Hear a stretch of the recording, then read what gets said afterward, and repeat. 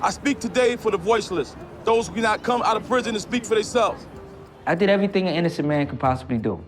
Everything that you love is taken away from you. I think the prosecutor has the greatest power of anybody in our society. He has the power of life and death. I was in prison for 21 years based on false allegations against me.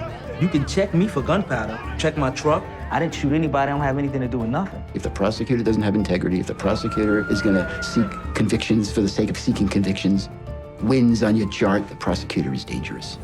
167, United States versus... The American criminal justice system enforces our laws and keeps watch over us. Is that person in the courtroom now? But who is watching the system? I'm Joe Berlinger, and I've used my camera for 20 years to knock down doors and pursue the truth. Part faith in the system. Now we're going inside the American criminal justice system. Any comments on the charges? From law enforcement to elected officials, the court system to corrections, to find out if justice is being served.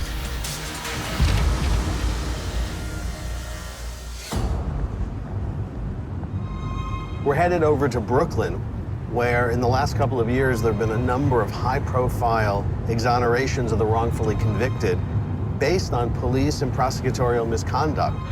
Many of these cases go back to the 80s and 90s, when drug violence gripped New York City and some cops cut corners. One detective, Louis Scarcella, is at the center of the storm. The Brooklyn, New York District Attorney is reviewing 50 murder convictions that were possibly tainted by a detective who's accused of playing by his own rules for years. Scarcella allegedly coerced witnesses and suspects to lie. Investigations into his cases have led to exonerations of 4 men, and there might be many more. I did nothing wrong, and I stand by my investigation. But the problem is not just with one person. There seems to be a culture amongst certain prosecutors of conviction at all costs. Police don't try murder cases, prosecutors do. It's never been publicly aired how much prosecutors knew about the alleged misconduct that detectives in those cases were responsible for. There's a lot of blame being put on Detective Scarcella, but the bottom line is he had to have a supervisor, there had to be a district attorney on the case. For over 2 decades, the top prosecutor in New York City was Charles Hines. In 2013, after repeated allegations of prosecutorial misconduct under his watch, Hines found himself in the toughest re-election campaign of his 23 years on the job. I think the prosecutor has the greatest power of anybody in our society. He has the power of life and death. And if the prosecutor doesn't have integrity, if the prosecutor is gonna seek convictions for the sake of seeking convictions, wins on your chart, the prosecutor is dangerous. We investigate 2 stories of men trying to clear their names of murder, both with cases that are tainted with alleged police and prosecutorial misconduct. Tyrone Johnson and Derek Hamilton, one working from inside prison, the other working from the outside.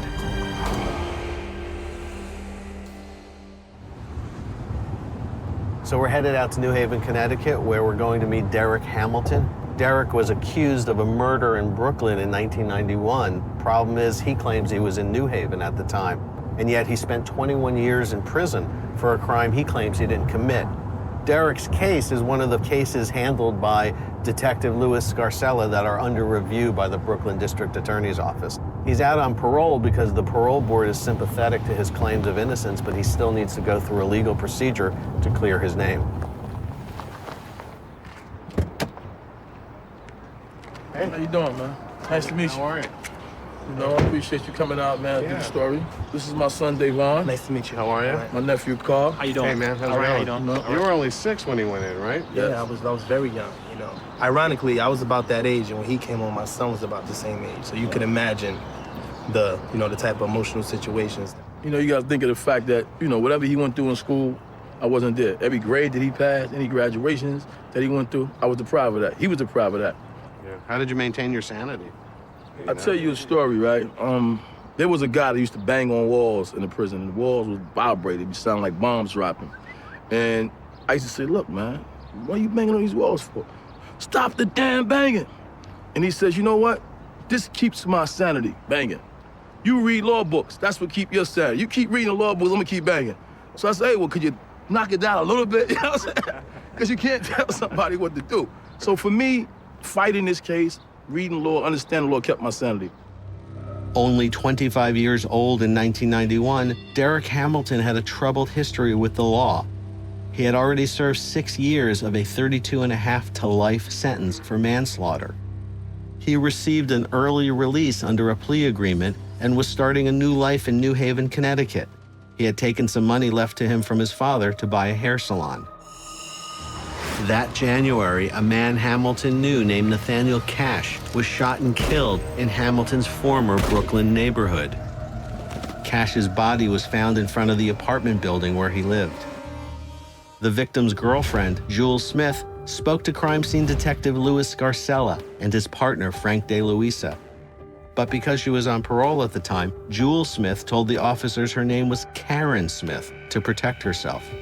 Detective De Luisa's notes clearly indicated that Karen Smith told him she had not seen the shooting. But when Smith was brought to the 79th Precinct and interviewed by Scarcella, her story changed. Now using her real name, Scarcella says Jules Smith told him that she saw the shooting, and the shooter was Derek Hamilton.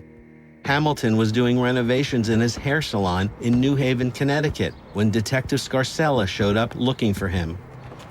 We was actually inside the establishment.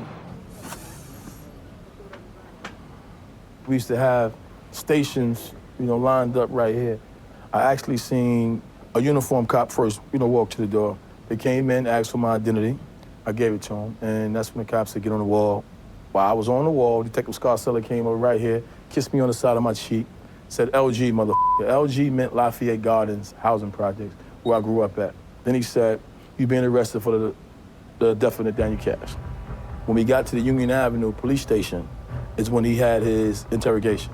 When he came in and said, look, I got 5 witnesses who say that they saw you kill Nathaniel Cash. I think he expected me at that point to say something. Again, I had nothing to say because I knew nothing, And then he said, well, I don't care whether or not you killed Nathaniel Cash or not. You're going back to prison for your previous crime. You didn't do enough time for that. Hamilton would ultimately spend the next 21 years behind bars. But he never stopped claiming that Scarcella and the prosecutors who convicted him had twisted the facts in order to put him away, claims that would be the foundation for his fight against the system. This is the problem in my case. Every time we brought witnesses in that could say that I was innocent, they just systematically threw it out because Detective Scarcella said, no, this guy's guilty. My investigation revealed that he's guilty. And judge after judge believed him. So we're headed up to Ossining, New York, which is about 40 miles north of New York City. It's the home of the infamous Sing Sing prison. It's also the home of Tyrone Johnson, who's been there since the year 2000, convicted for a murder that he claims he didn't commit. Tyrone's case is the second that we're profiling in this episode, and it's one of the few examples where the prosecutor actually was reprimanded and lost his license, and yet Tyrone still sits in prison. Tyrone Johnson's case is full of twists and turns. The Queens District Attorney's Office suffered a huge embarrassment when one of its lead prosecutors was caught lying about a witness.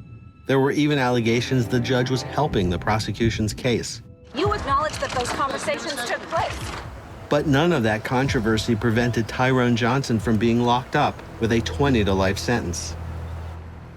Hey, man. Hey. How you doing? Nice to meet you. Nice to meet you. Okay. How old were you when you got arrested? 23. You were 23? Yes. What's that like? What's that feeling like to be trapped for something you didn't do? It's like you against yourself, your life as you knew it, your family. It's like you taking so much in at one time. Everything that you love is taken away from you. Levi had a young daughter. I think she might be 17 years old now. But as that little girl's growing up, she thinks that the guy, Tyrone Johnson, Sing Sing, killed her father. It's not me. On February 5th, 2000, 50-year-old nightclub owner Leroy Vann was murdered in front of his Queens home. According to police, it was 3:20 in the morning when 2 men approached Vann looking to rob him. They tried to handcuff him, but he fought back. 2 shots were fired, and Vann was hit in the chest. Somehow, Vann stumbled into his house where he lived with his mother, Mary Puryear, to whom he made a dying declaration which would prove critical to the prosecution's case. He said, Tyrone shot me. Tyrone Johnson says he was out late that night and didn't find out about the murder of a man he considered a friend until the next morning. I get a phone call. And somebody says, Leroy got shot last night. She said, but your name is in it. I said, my name is in it. He said, yeah, your name is in it. Police were already waiting for Johnson outside his house. They brought him to the precinct for questioning. Well, Leroy's in the hospital, and you better think of something to let us know why would he say your name. He said, we know you didn't shoot him, but he said, we believe you were there. That's what the cop said. That's what they said out the gate.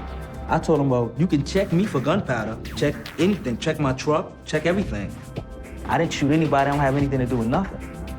2 hours later, they come back. He said, Leroy just died. He said, so you better think of something to say.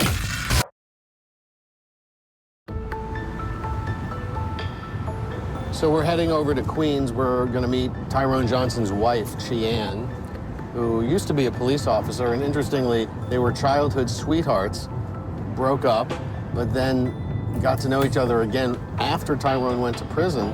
And they actually got married while he was still in prison. And she's been a big supporter of his case.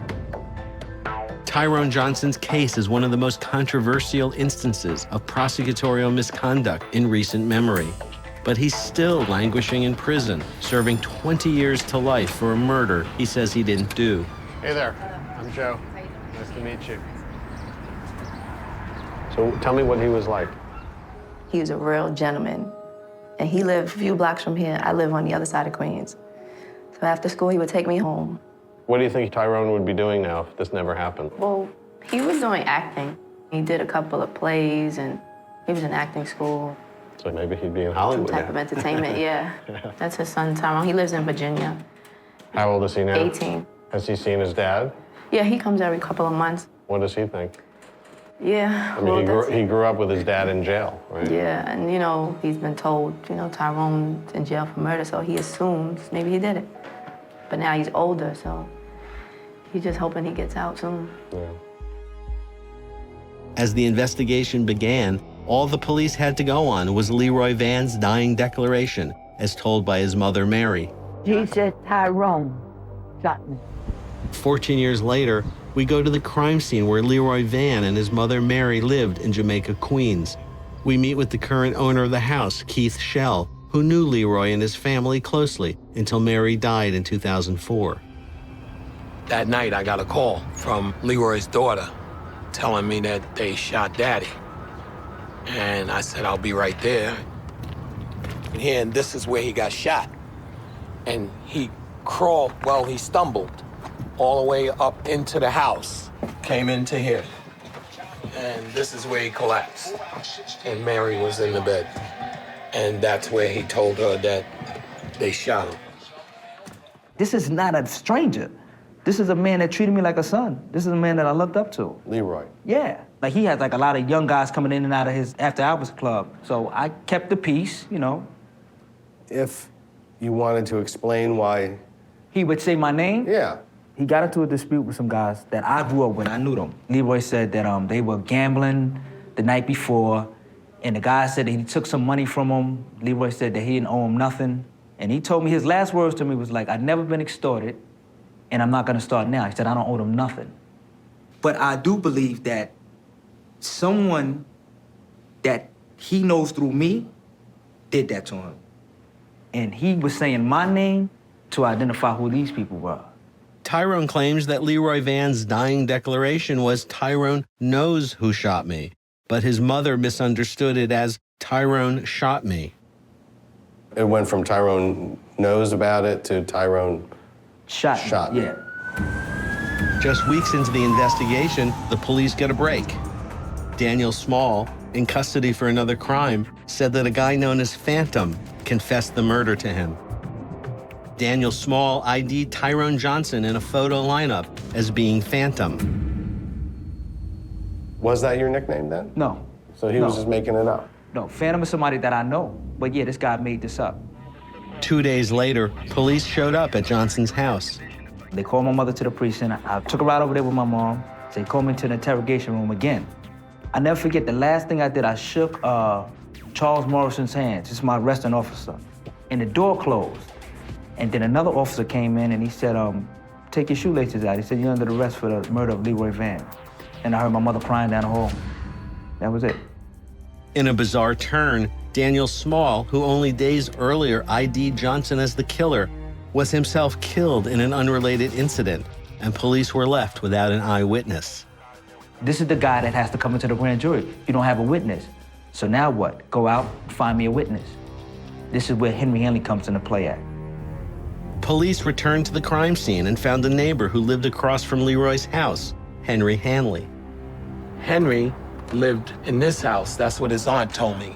And he lived in the basement.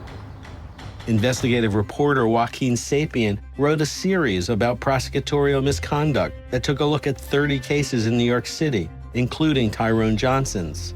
Hanley agreed to testify in exchange for lighter treatment for his own role in the crime. He said that he was helping sort of arrange this murder and that he had a walkie-talkie. When Leroy arrived, he was gonna radio them and tell them that he was there.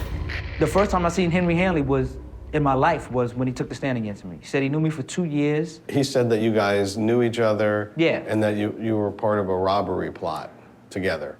Yeah, like I know he was supposed to alert me or something like that to tell me when Leroy was coming outside. And that's not true? No, I never met Henry Hanley a day in my life. The case was going to be chiefly based on Henry Hanley's testimony, according to the prosecutor, a guy named Claude Stewart, who was by then a veteran Queens district attorney. And he led the defense to believe that the main evidence against Tyrone would be the dying statements from Leroy Van and from Leroy Van's mother, coupled with the testimony from Henry Hanley.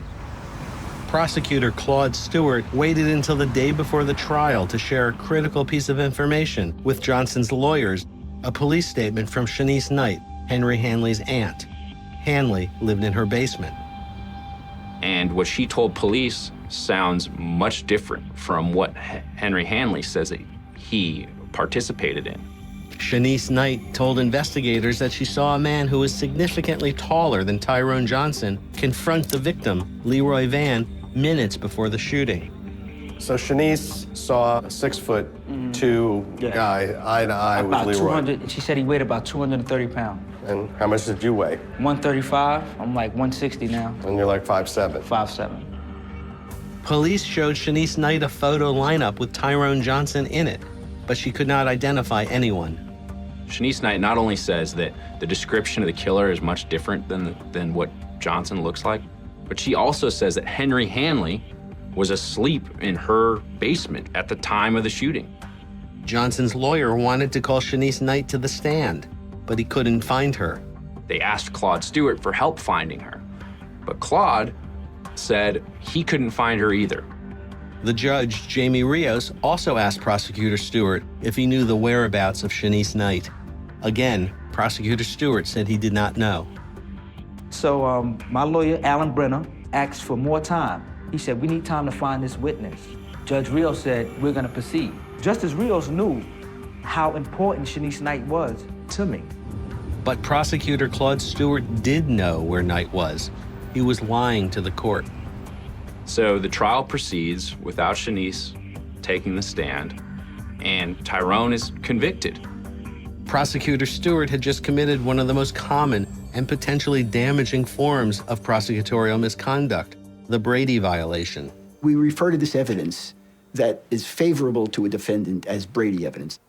Bennett Gershman was an assistant DA in Manhattan and served with the special state prosecutor investigating judiciary corruption.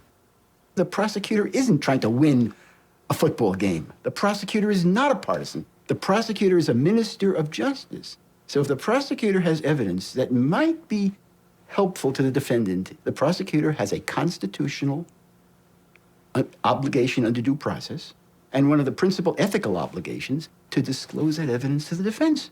And if the prosecutor doesn't do it, the evidence is subsequently located, the prosecutor case will be vacated. The prosecutor will lose that case.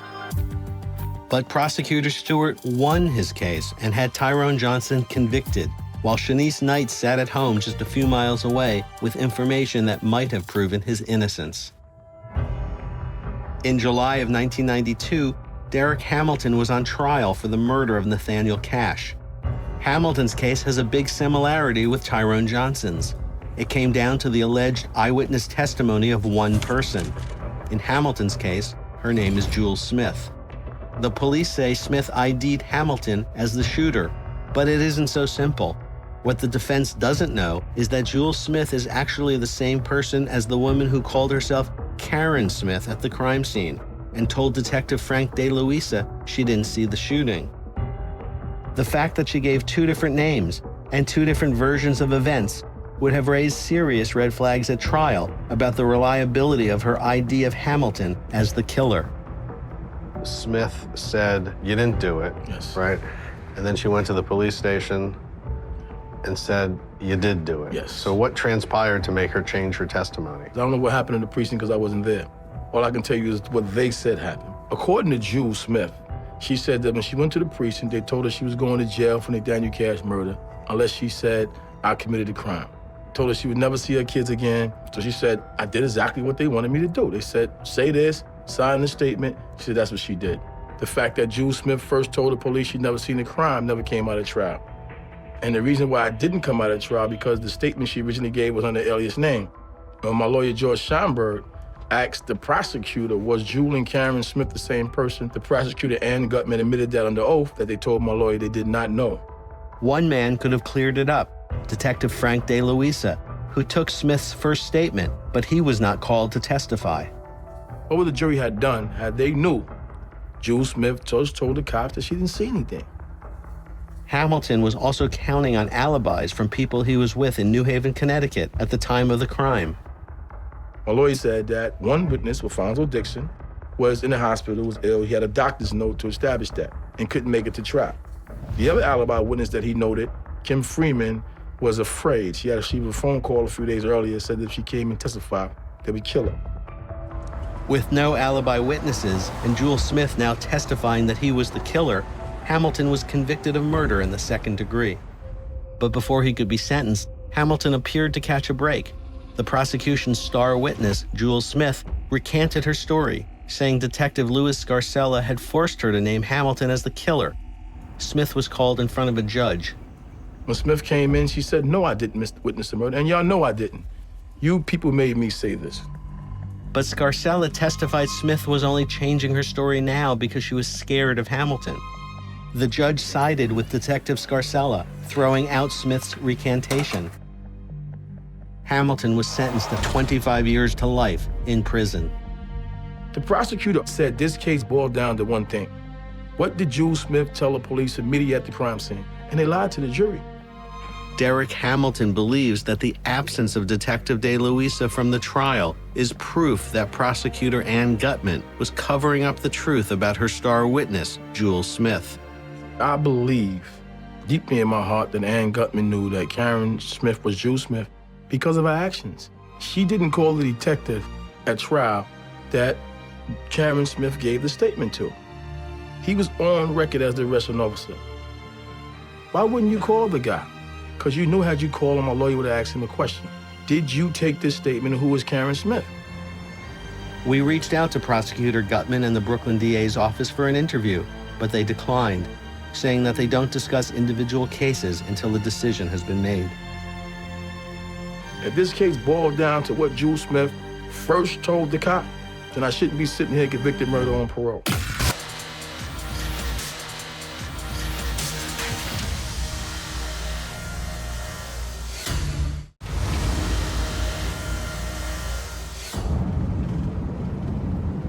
You know, prosecutors have a very unique power to take away your personal liberty.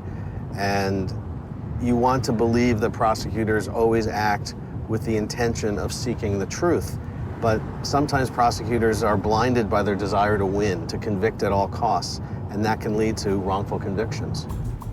Derek Hamilton and Tyrone Johnson believe that the prosecutors who handle their cases abuse their power. They are not alone. In New York City, wrongful conviction claims have skyrocketed. And in 2011, Brooklyn DA Charles Hines created a special conviction integrity unit to investigate these claims. This is the criminal justice system. It involves human beings. And when it involves human beings, it's not going to be perfect.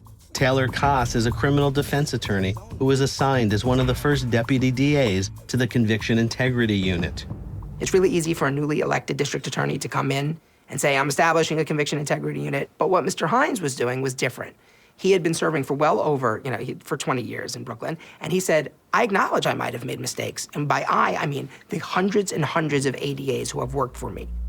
But critics were claiming that the new Conviction Integrity Unit was just a political move by Charles Hines to help his re-election bid as district attorney. A lot of observers in the New York criminal justice system viewed the Conviction Integrity Unit as a smokescreen that, in fact, it wasn't leading to a huge amount of reform within that office. I don't believe that we should have innocent men being convicted for murders that they did not commit. Hines's opponent, Ken Thompson, campaigned on the wrongful conviction claims piling up on the DA's desk. It's the end of an era. Brooklyn District Attorney Charles Hines, who has been in office for more than 2 decades, loses in his bid to serve a 7th term. And in 2013, Thompson made history by becoming the first candidate to defeat an incumbent in over 100 years. He promised to speed up the wrongful conviction investigations tied to Detective Louis Scarcella and others. Parolee Derek Hamilton hopes that Thompson will keep his promise. For 2 decades, Derek Hamilton has been fighting to overturn his guilty verdict for the murder of Nathaniel Cash in Brooklyn. Hamilton says he was in Connecticut at the time of the murder. Tell me where we're headed. We going to the hotel first, where actually I was the night before the murder happened. The reason why a friend of ours by the name of Lee Marvin had a going-away party. The hotel is actually over here on the left, and that's where we had the party at, over here at the conference center on January 3rd. So you had plenty of alibi witnesses? Plenty of alibis, plenty of family and friends, people that actually were seeing Lee Marvin go away. It was that day that I met Kelly Turner. Kelly Turner is Derek Hamilton's strongest alibi witness. Turner was running a talent agency at the time of the murder and later became an admired New Haven police officer. At the time, Hamilton thought he could help Turner with her talent booking business in New York, where he had connections. So we agreed to meet the next morning, 11:15, 11 o'clock. Kelly came over to my room, picked me up, took me from here to the talent agency. I explained to her what I can possibly do for their company, gave her the contact information that I had. Cash had already been shot by the time you had that meeting. Well, actually, we was in the meeting when Cash was shot in Brooklyn. But some question Hamilton's story. There are some people who believe that the alibi is cooked up. They believe that Derek has made inconsistent alibis, that the alibi witnesses are people who know him and are biased toward him. I don't believe there is anything inconsistent about the alibi witnesses that Derek has put forward. Jonathan Edelstein is Derek Hamilton's post-conviction attorney. I took a look at his file, and I was convinced of 2 things. First of all, that he was innocent, and second of all, that the way the courts had treated him made me sick, in terms of them not even being willing to hear his witnesses. And I decided I was going to try and get some help from Mr. Hamilton. A lot of people just can't wrap their heads around prosecutors withholding evidence or doing things that are not by the book. And for the most part, I think prosecutors, of course, care very much about the integrity of their jobs. But we've seen enough examples where some prosecutors don't play by the rules. But because of prosecutorial immunity, which is the doctrine that prevails in this country, prosecutors aren't held accountable. The theory behind immunizing prosecutors from being sued is we don't want to chill the prosecutors' strong, courageous efforts to prosecute bad people. So absolutely immune from civil litigation. Some prosecutors have been disciplined for their misconduct, but it happens infrequently. In Tyrone Johnson's case, prosecutor Claude Stewart had committed a serious violation by not telling the court he knew where a key witness was, and Johnson was convicted for the murder of Leroy Vann. I understand you want justice. Everybody does, but you should want the right person to be in jail. As he waited for sentencing, Johnson's best hope was to find victim Leroy Vann's neighbor, Shanice Knight. She told police that she saw the killers and that Tyrone Johnson's photo did not match any of them. Tyrone's family hires a private investigator who, before he's even sentenced, goes and finds Shanice Knight. The gentleman that I seen killed Leroy was not Tyrone. She also says that Claude Stewart himself had come to her job 4 days before he said in court that he had no idea where she was. 2 detectives came to my job. What did they say? They stated that if I was lying, that was perjury, 5 years. They tried to intimidate me. Which basically means, if that's true, Stewart was flat out lying. And Knight also says that she can discredit the key testimony from the prosecution's alleged eyewitness, her nephew, Henry Hanley.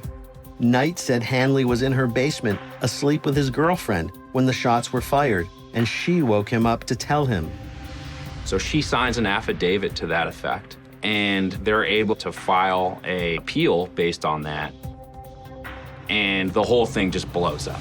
More of Prosecutor Stewart's case started to fall apart when Johnson's private investigator, Michael Race, interviewed Henry Hanley. The first thing he says to me, he says, I was just waiting for this day for someone to come up and speak to me about this. And Tells me the whole story.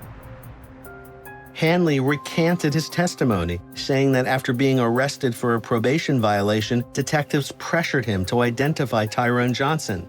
Then Assistant District Attorney Stewart coached him to make sure his story matched the prosecution's. It wasn't the first time District Attorney Stewart had been accused of playing dirty. They find that 5 years before, he did something very similar in a different case. It didn't seem to have any impact, so that by the time Tyrone gets charged, he's working some of the biggest cases in the office. But in Tyrone Johnson's case, Prosecutor Stewart's boss, the Queens District Attorney Richard Brown, stepped in. So the Queens District Attorney agrees to vacate the conviction, which is an extraordinary measure. Stewart ends up being forced to resign. They refer him to a disciplinary panel. Claude Stewart was the only prosecutor, New York City prosecutor, in the last 10 years to be disciplined for misconduct. So this really is historic. And even though he ends up losing his license, it really does demonstrate how lax the oversight system is for prosecutors as well. Despite a top prosecutor being removed and reprimanded for misconduct in Tyrone Johnson's case, it still didn't mean Johnson was going free. Richard Brown decided there was still enough evidence against Johnson, so he decided to retry him. We tried to talk with the Queens DA's office about the case, but they declined. Case reversed. We're gonna retry him. So now I'm like, okay, you're gonna retry me. So I'm wondering how. How are you gonna retry me without Henry Hanley? Tyrone Johnson awaits a second trial for a murder he says he did not commit.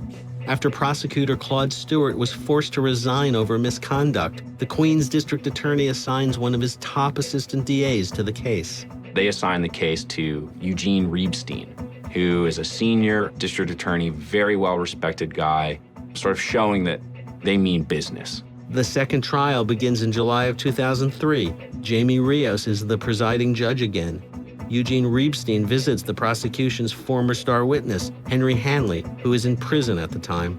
Just months earlier, Hanley had recanted his testimony IDing Johnson, claiming he was actually asleep at the time of the murder. And Hanley gets on the stand and then recants his recantation. This time, however, Hanley's aunt, Shanice Knight, would tell her side of the story, that she is the one who saw the shooting, and the shooter wasn't Tyrone Johnson. But it would not be enough. Riebstein went after Knight's credibility. Shanice Knight gets on the stand and she says that she had insomnia. But when the jury asked the court stenographer to read back Shanice Knight's testimony, the stenographer misreads it, saying Knight had amnesia, not insomnia, as she had originally testified. She misread the readback. So my lawyer objected to it, and they said, the court said that we're corrected. And the next note that came back was, we have the verdict. Ultimately, it's the testimony from Van's mother, once again, Mary Puryear, that seems to trump it all. He said Tyrone. Johnson was found guilty for a second time and sentenced to 20 years to life, but the case wasn't dead yet. The former law clerk for Judge Rios, Judith Memblatt, came forward with a shocking accusation. Memblatt said she overheard a secret conversation where Judge Rios coached Prosecutor Riebstein on how to handle problematic testimony from Henry Hanley. In coaching the prosecutor before the second trial, he destroyed any chance that Mr. Johnson had for a fair trial. Johnson's lawyers moved for yet another trial. At a hearing, Rios admitted to speaking to Riebstein, but claimed he couldn't remember the details. Judge Rios admitted having conversations with the DA's office, but denied discussing details of the Tyrone Johnson case. You acknowledge that those conversations took place. Despite the mounting controversy around the case, the verdict was upheld, and Tyrone began his 20 to life prison sentence. I did everything an innocent man could possibly do. And you know, things just don't happen. Like, Judith Memblatt's not a liar. Claude Stewart didn't get fired for no reason. Eugene Riebstein didn't have that meeting with Justice Rios for no reason. Justice Rios didn't get disciplined for no reason. I wouldn't be sitting here with you if I did it. Why does it stick out? Because it doesn't fit, because I'm the wrong person. Like Tyrone Johnson, Derek Hamilton was sitting in prison at his wit's end, claiming he too was the wrong man. Finally, in 2011, he caught a break. After trying to get his story out for nearly 2 decades, an article in the New York Daily News about his case got the state to sit up and take notice. The New York State Parole Board is not the most liberal of parole boards, especially in cases where a defendant is convicted of murder and has been given a life sentence. But in this case, Jewel Smith wrote to the parole board saying that, she was the sole witness against him. She doesn't believe that he did it. And they decided that there must be enough there that he shouldn't be in prison. After spending nearly 2 decades in prison, in December of 2011, Hamilton was released on parole. I was in Auburn Correctional Facility in upstate New York, and they had a church where the bells used to ring at certain times of day. And I used to always pray when the bells rang and say, God, just please. And when I heard that I was being released and the bells rung, I just thanked God that the ordeal was somewhat over. Hamilton may be out, but he has a tough road ahead to prove his innocence once and for all. He is still a convicted felon. The conviction has not been vacated. It's not been dismissed. We have not cleared his name yet. Despite being out of jail for 3 years, Hamilton's still grappling with the transition to everyday life on the outside.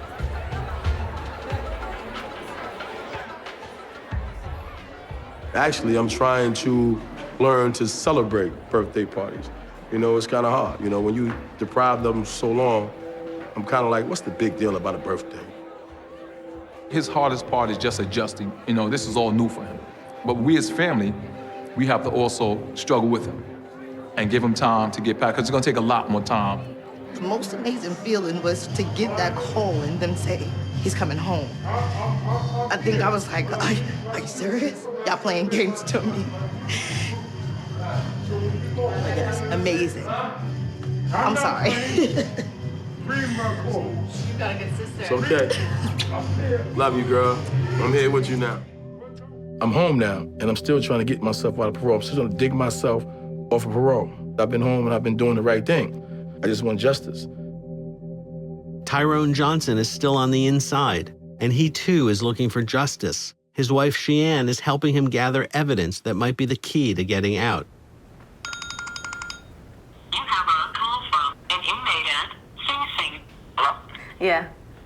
Hey, what's up? Hey, Tyrone, it's Joe Berlinger. How are you? I'm okay. I'm holding out.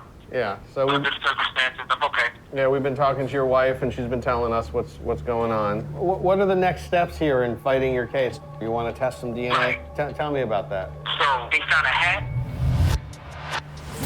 In 2002, they extracted maybe 7 or 8 years from a hat that was found at the scene. But they said it came up inconclusive because the hair fibers were too small. Now technology is better, that they may be able to get some type of match from the hair that they have that they got out of the hat.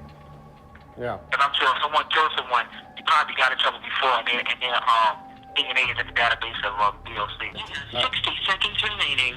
Can I put you back a little while? Okay. All right, take care. All right, bye-bye. See you, man. All right, you too. Thanks. Bye-bye. Bye. Tyrone Johnson is running out of options. This DNA test may be their last chance to prove his innocence. Jay Saltpeter is a former NYPD detective who has worked many high-profile wrongful conviction cases. Most of my work is exoneration work. Doing this work, I'll tell you, I didn't realize how naive I was until I retired from the New York Police Department and had to deal with it on the other side. There's a DNA sample that's out there, and I think we need to, explore that DNA sample, but the only way that DNA works is if there's somebody to match it to. Tyrone Johnson's team has their eye on a potential suspect. One of the prosecution's key witnesses had said a man known as Phantom confessed to the murder of Leroy Vann. The witness ID'd Johnson as Phantom. Was that your nickname then? No. So he was just making it up? No, Phantom is somebody that I know. But yeah, this guy made this up. Jay Saltpeter recently talked to a source who said the real Phantom was in New York's Rikers Island Correctional Facility and was talking. If you want, I could play Yeah, this. let's see. And I'm hoping this could be good for Scott for his DNA. Okay, now, do you know Tyrone Johnson? Yes, I do. Do you know Tyrone by any other names, any nicknames? Nicknames, Fly Tie, Black Tie, and Little Tie.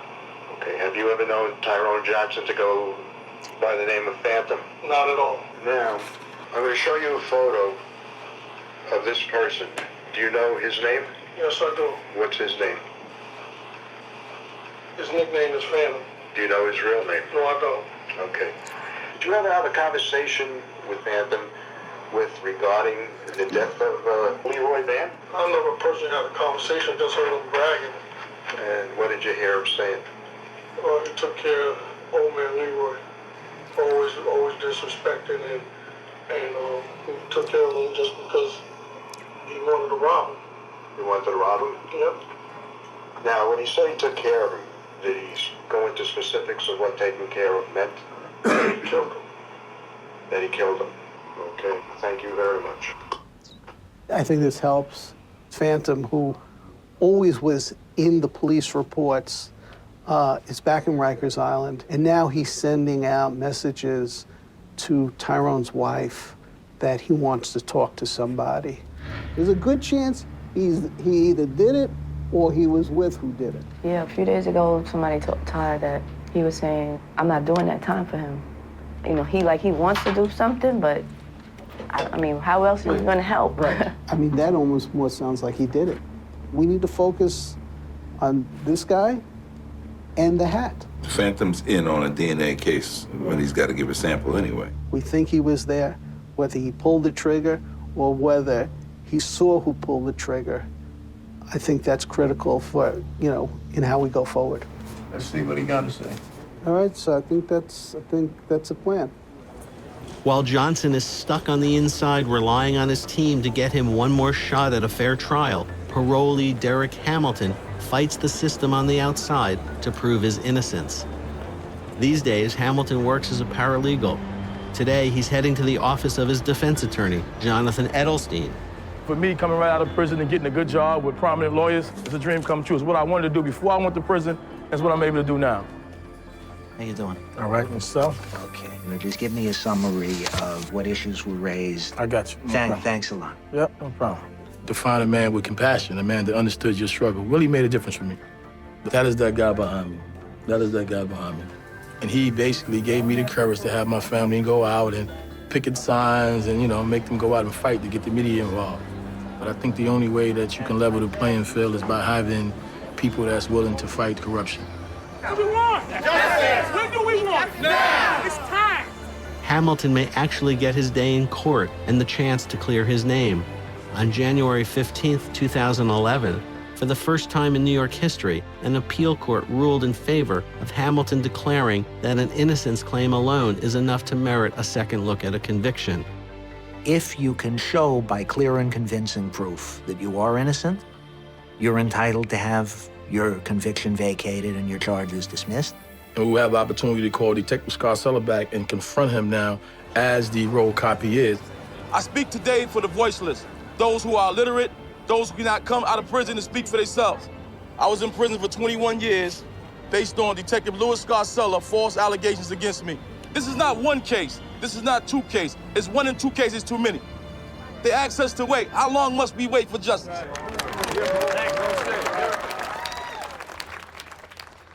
What do you want people to know about your case?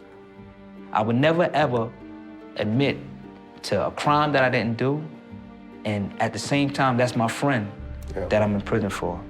And maybe if I don't get out, and maybe if this could stop my son or your son or anybody else's kid from going through this, so be it. My life meant something. Maybe someone else will profit from it.